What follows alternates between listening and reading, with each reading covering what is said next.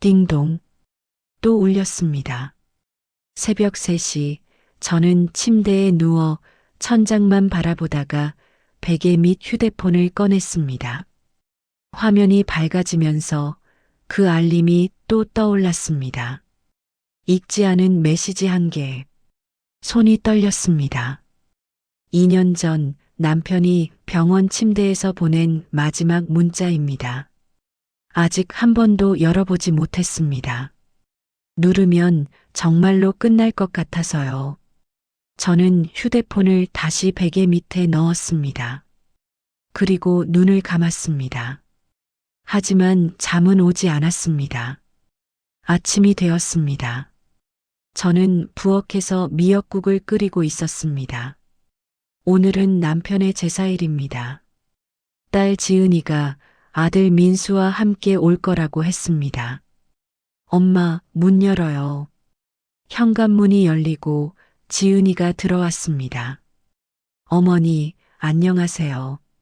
며느리 서연도 함께 왔습니다. 그래, 왔구나.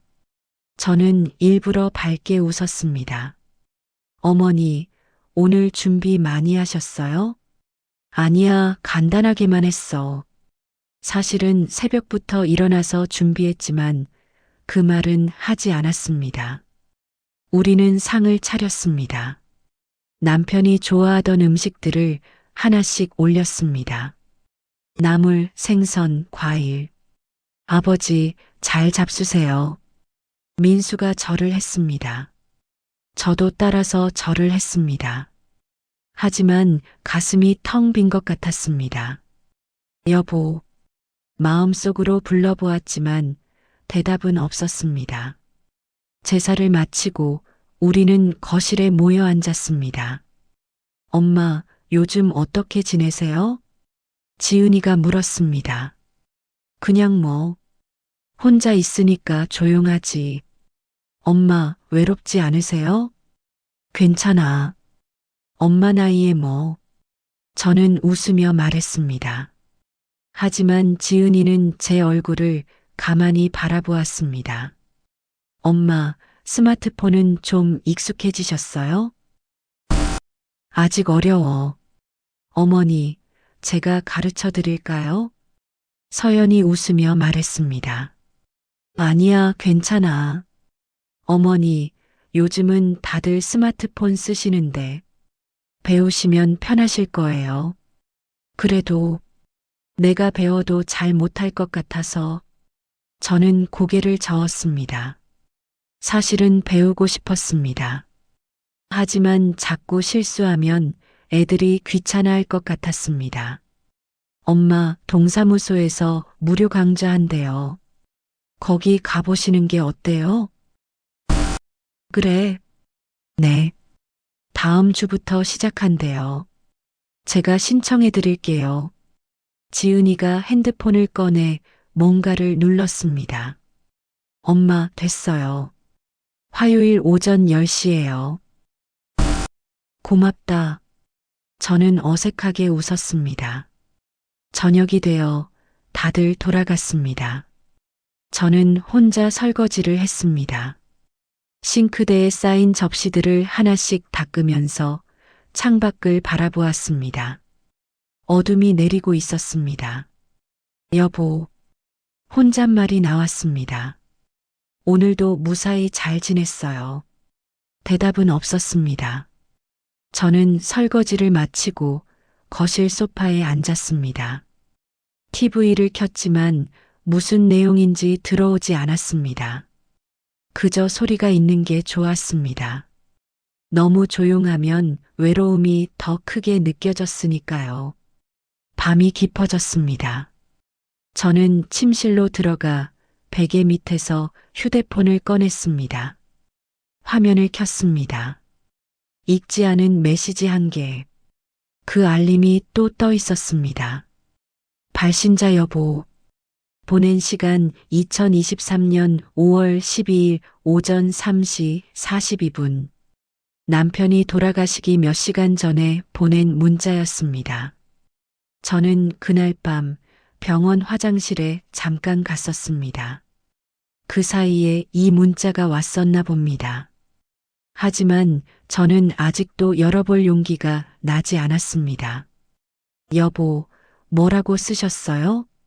손가락이 화면 위에 떠 있었습니다. 하지만 누르지 못했습니다. 눈물이 났습니다. 저는 휴대폰을 가슴에 안고 그대로 잠이 들었습니다. 화요일이 되었습니다. 저는 동사무소로 향했습니다. 2층 강당에 들어서니 이미 여러 할머니들이 앉아 계셨습니다. 어서 오세요. 앉으세요. 젊은 강사 선생님이 환하게 웃었습니다. 저는 뒷자리에 조용히 앉았습니다. 오늘은 첫 시간이니까 간단한 것부터 배워볼게요. 먼저 카메라 켜는 법부터 할까요? 강사 선생님이 설명을 시작했습니다. 할머니들은 하나씩 따라하며 서로 웃었습니다. 어머, 내 얼굴 나왔네. 나도 찍혔어. 다들 신이 나 보였습니다. 저는 조용히 핸드폰을 만지작거렸습니다.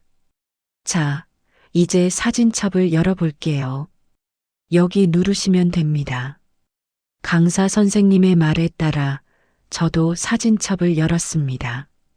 화면에 사진들이 쭉 나타났습니다. 남편과 함께 찍은 사진들, 젊은 시절 사진, 결혼 사진, 여행 사진. 손가락으로 하나씩 넘기다가 저는 멈췄습니다. 마지막 사진. 병원 침대에 누워 계신 남편의 모습이었습니다. 눈을 감고 계셨습니다. 제가 몰래 찍은 사진이었습니다. 가슴이 먹먹해졌습니다. 할머니, 괜찮으세요? 옆자리 할머니가 물었습니다. 네, 괜찮아요. 저는 황급히 사진첩을 닫았습니다. 강의가 끝나고 할머니들이 하나둘 일어났습니다. 다음 주에 봐요. 네, 안녕히 가세요. 저도 일어나려는데 강사 선생님이 다가왔습니다. 할머니, 괜찮으세요? 아까 표정이 안 좋으셨는데. 괜찮아요. 혹시 휴대폰 사용하시면서 힘든 점 있으시면 언제든 말씀해 주세요. 사실은요. 저는 잠시 망설였습니다. 삭제 안 되는 메시지가 있어요. 삭제 안 되는 메시지요? 네. 읽지 않은 메시지인데 삭제도 안 되고 그냥 계속 알림만 떠 있어요. 강사 선생님은 잠시 생각하더니 부드럽게 말했습니다. 할머니, 그건 아마. 네. 그 메시지를 아직 보내신 분을 놓아드리지 못하셔서 그런 걸 거예요. 순간 가슴이 덜컥 내려앉았습니다. 무슨 말씀이세요? 삭제되지 않는 건 할머니 마음속에서도 아직 정리가 안 되신 거예요. 그래서 그런 거 아닐까요? 강사 선생님의 말이 가슴에 박혔습니다. 저는 아무 말도 할 수 없었습니다. 집으로 돌아오는 버스 안에서 저는 창밖을 멍하니 바라보았습니다. 아직 놓아드리지 못해서 그 말이 계속 맴돌았습니다. 집에 도착해서 저는 소파에 앉아 휴대폰을 꺼냈습니다. 읽지 않은 메시지 한 개, 또 떠 있는 그 알림. 저는 손가락을 화면 위에 올렸습니다. 하지만 역시 누르지 못했습니다. 여보, 미안해요. 아직은 못 읽겠어요. 눈물이 떨어졌습니다.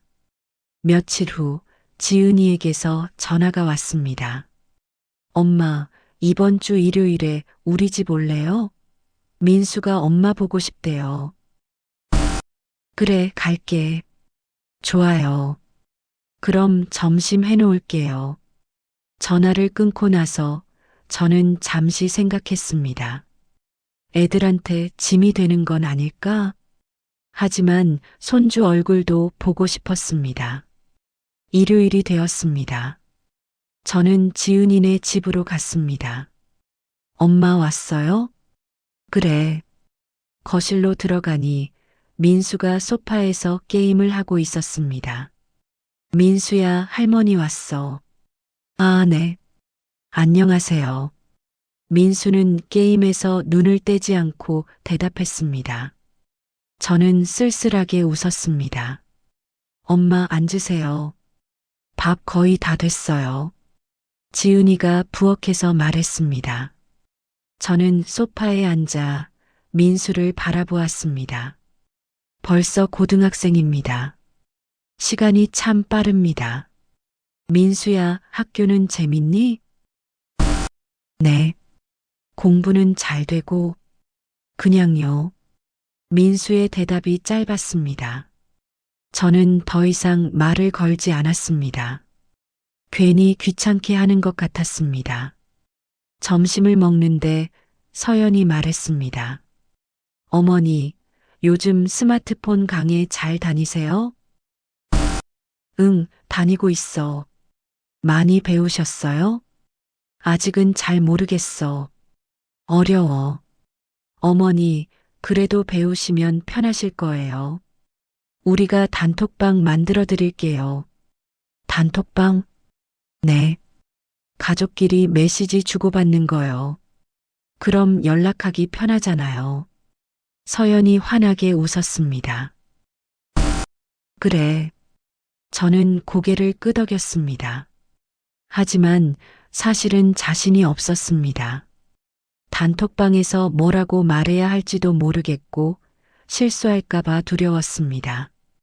밥을 다 먹고 지은이가 설거지를 하는 동안 저는 거실에 앉아 있었습니다. 서연이 옆에 앉더니 제 휴대폰을 가리켰습니다.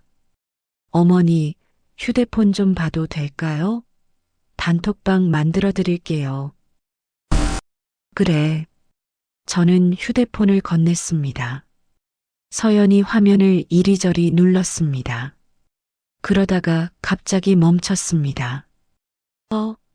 어머니, 이거. 뭐? 읽지 않은 메시지가 있는데요. 2년 전 거네요.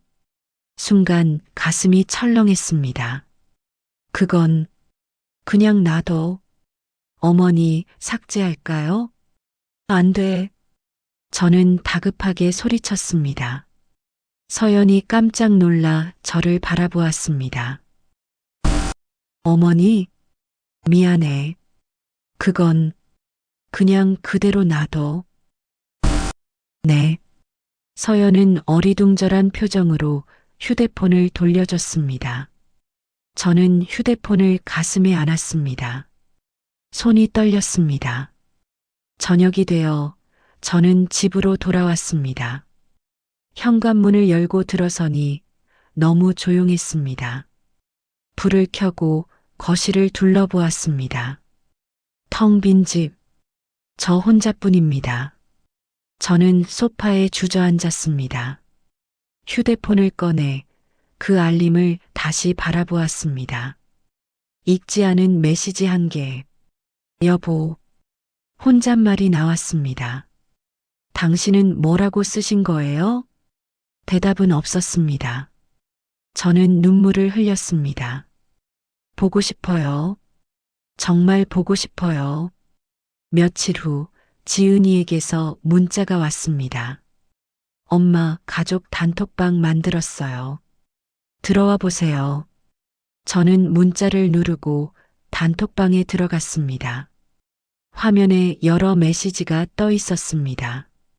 지은 엄마 들어오셨어요? 민수 할머니 안녕하세요. 서연 어머니, 이제 여기서 연락 주고받아요. 저는 어떻게 답장해야 할지 몰라서 한참을 망설였습니다. 그러다가 조심스럽게 썼습니다. 그래. 고맙다. 문자를 보내고 나니 마음이 조금 무거웠습니다. 잘 쓴 건가? 너무 짧은 건 아닐까? 그런데 곧 서연에게서 답장이 왔습니다. 서연 어머니, 이제 연락 좀 제때 주세요. 우리도 어머니 궁금하니까요. 그 문자를 보는 순간 가슴이 답답해졌습니다. 연락을 제때 안 했나? 내가 귀찮게 했나? 갑자기 숨이 막혔습니다. 저는 단톡방을 나가고 휴대폰 전원을 껐습니다. 그리고 그대로 침대에 누웠습니다. 눈물이 흘렀습니다. 나는 가족한테 짐인가? 마음이 너무 아팠습니다. 일부 종료. 가족과 연결되고 싶었지만 오히려 더 멀어지는 것 같았습니다. 남편의 마지막 문자는 여전히 열리지 않은 채로 남아있고 저는 점점 더 외로워져만 갔습니다. 이 마음을 누구에게 말해야 할까요? 아니, 말해도 될까요?